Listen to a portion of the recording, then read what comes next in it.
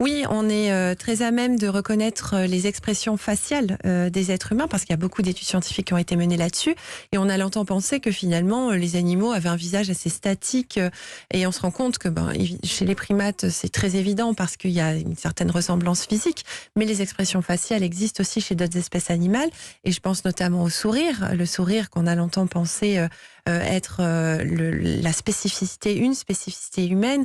Et il y a une très jolie étude qui montre que, par exemple, les bébés macaques japonais, pendant leur sommeil, Comme nos bébés sourient, comme nos bébés, aux anges. Exactement, vont sourire. J'ai mis une photo dans mon ouvrage pour illustrer ça, parce que je la trouvais extrêmement émouvante, cette photo. Ça présage quand même d'émotions à venir. Et pourquoi l'ancêtre du chien, c'est-à-dire le loup, n'a pas cette capacité? C'est parce que nous, l'humain, on lui a appris cela au chien?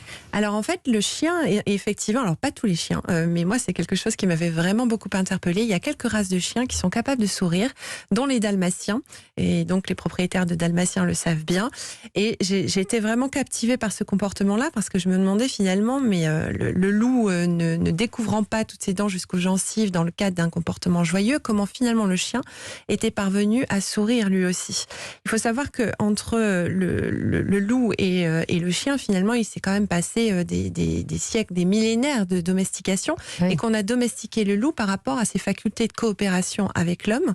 Et on est arrivé à des animaux qui sont les chiens, qui présentent beaucoup de caractéristiques juvéniles des loups, mais qui vont présenter aussi des nouveaux comportements qui sont adaptés à la coopération avec l'homme. Et donc ces chiens-là, finalement, ont appris à sourire au contact de l'homme pour signifier à l'homme qu'ils étaient dans un moment de joie. Remarquez, même tous les hommes ne sourient pas. Regardez, si vous prenez Jimmy et moi, lui il sourit jamais, moi je souris tout le temps. Mais là, j'ai du mal à voir vos sourires en plus aujourd'hui, par les masques. Parmi les émotions, il y a aussi la tristesse. Est-ce que les animaux peuvent ressentir la tristesse, ou même peut-être aller plus loin, la dépression comme nous? Est-ce qu'on peut être Oui, bien sûr. La tristesse, le chagrin, c'est une émotion qui est partagée avec les animaux. Les structures cérébrales qui sont à l'origine des émotions sont finalement assez similaires entre l'homme et les animaux.